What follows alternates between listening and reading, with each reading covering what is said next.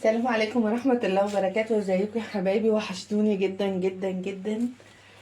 آه انا بشكركم جميعا وبشكر كل من دعمني ووقف جنبي وبيشوفني وبيشترك في قناتي. وانا مبسوطة جدا والله ان الناس بدأت، يعني ان قناتي تتعرف، ان الناس داخلة بتشوفني وعجبها الحاجات اللي بنزلها. كتر خيركم جميعا وربنا يزودكم جميعا.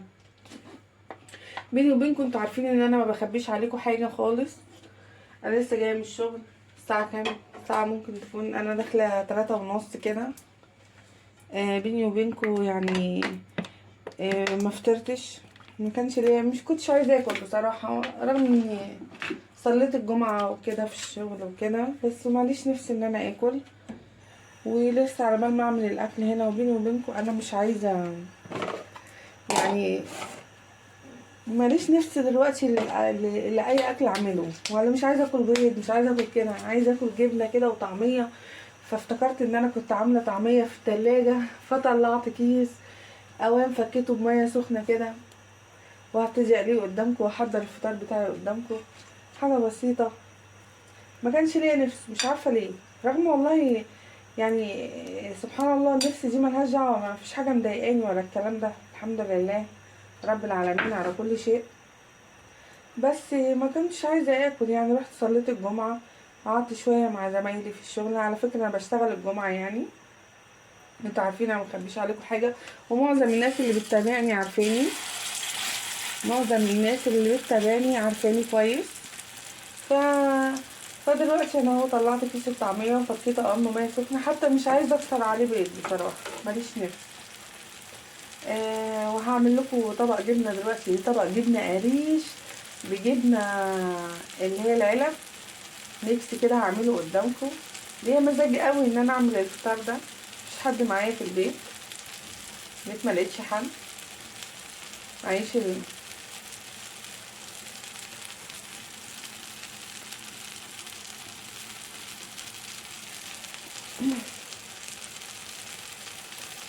ما لقيتش حد. لقيت مصطفى طبعا، لقيته تحت بيشتري حاجه من السوبر ماركت، انا سايباه لوحدي الصبح. آه كده يعني الحمد لله. وانا اهو بعمل الفطار. حتى مصطفى ملوش نفس ان هو ياكل معايا في الفطار ده، عايز حاجه تانية خالص. آه انا هو بقى لي طعميه قدامكم اهي، وهعمل كوبايه شاي، كل ده هعمله قدامكم. والنهارده الجمعه كده كلنا نفتكر ربنا و... ونحمده على كل شيء، ولكل الأديان كلنا نحمد ربنا على كل شيء، ونحمد ربنا على اللي احنا فيه، ونطلب من ربنا ان الأيام الصعبة دي تعدي على خير إن شاء الله بإذن الله. وحشتوني. وكلنا كده نبقى متسامحين على قد ما نقدر، ونبعد عن الناس السلبية، الناس اللي انا زي ما قلت، كان ليا حلقة زمان قلتها، قلت ان البني ادم يبعد عن اللي بيكرهه، لان البني ادم الانسان اللي بيكره ده، الكره ده ما اتولدش بين يوم وليلة، ولا اتولد كده انه قام لقى نفسه. الكره ده بيجي نتيجتين، لحد بيكره لك الخير قوي، وبيجي نتيجة غيرة. لانه الغيرة دي الحاجة الوحيدة في الدنيا اللي لو دخلت القلب ما بتروحش، مهما ضحك البني ادم على الحمد لله. الحمد لله ربنا ان شاء الله يعني يصفي قلوبنا جميعا كده، ويبعد عننا حتة الغيرة والضغينة لحد، ويبعد عننا شر النفس.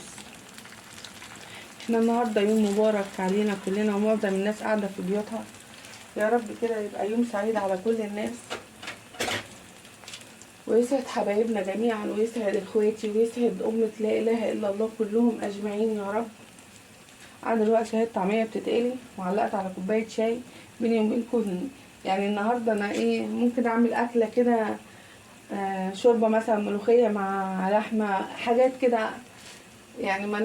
ملناش النهاردة ان احنا يعني نفسي ان احنا نعمل اكلة بقى وطبيخ وقصة كده، لا مش عايزين. كنا عاملين الكلام ده امبارح، وبيني وبينكم كنت النهارده نفسي اعمل كرشه وفشه وممبار، بس قلت خلاص مادام مش عايزين اكله كده خفيفه، فانتوا معايا اهو. انا عماله ارغي معاكم، مش عارفه سامحوني لو طولت عليكم في الرغي، بس انا عايزه اتكلم معاكم. وانا قلت لكم كده ان انا بتونس بيكم في حياتي و...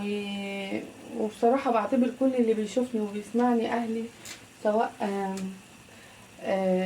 يعني كل الجنسيات بصراحة، بكل الأديان.